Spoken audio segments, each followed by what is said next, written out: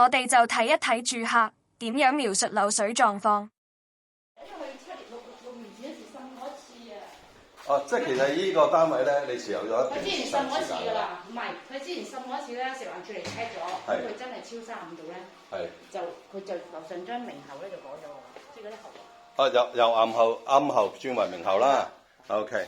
起缸好多年啦嘛。哦，得，但係第一次係喺邊度漏水？你話？其實呢條天花線咧，有相我哋咪，成條咧就跌咗出嚟，我以為係舊嘢。呢條跌咗出嚟？唔係呢條，係以前係一條嘅啫。係。嗰啲天花線啊。係 OK。即係裝修前。我知我就以為係啲舊嘢。唔係，呢個廁所係。咁我裝修啦。小心少少喎。係啦。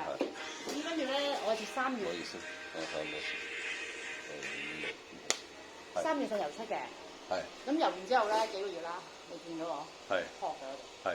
OK。係啦，就係呢個啦，都係呢當其時呢條天花線跌。哦 OK。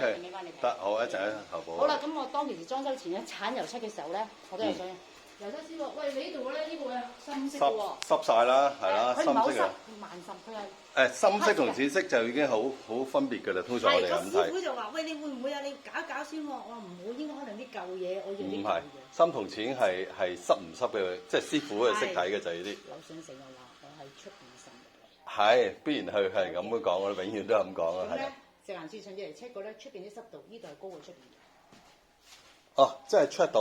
check 唔係，呢度得20幾度，但係出邊咧就10零度正常。即係總之入邊呢度濕度高過出邊，咁所以就會引證就唔會由出邊入嚟啦，由呢度入邊唔知發生咩事啦。OK。咁你明㗎啦，係咪？明白。所以應該我自己俾錢。OK，得，唔緊要，最緊要講真啦，知道問題先可以解決嘅。先有證據先。係啊。係，其實講真啦，我千零蚊係好小事，解決到先至最緊要喎。解決唔到你話俾人嘴幾衰咯。係嘅，因為咧，我木工師傅話咧，以前我成條天花線掉落嚟咧，呢個牆呢啲木咧有機會索咗水咧，佢慢慢會有機會發，未咁快發。佢建議我，佢話呢個節 L 位咧，叫我 cut 咗佢再做過嘅，因為咧有機會濕咗嘅，因為你咁多個月。我一陣幫你度一度，OK 好。仲有冇其他嘢？冇嘅。OK 好。紅外線顯影下，漏水無所遁形，確認漏水位置再進行工程，先可以真正解決漏水問題。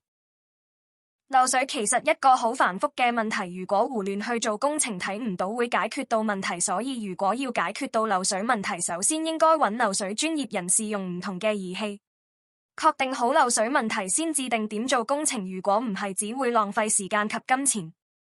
K21 漏水檢查預約WhatsApp 92185392。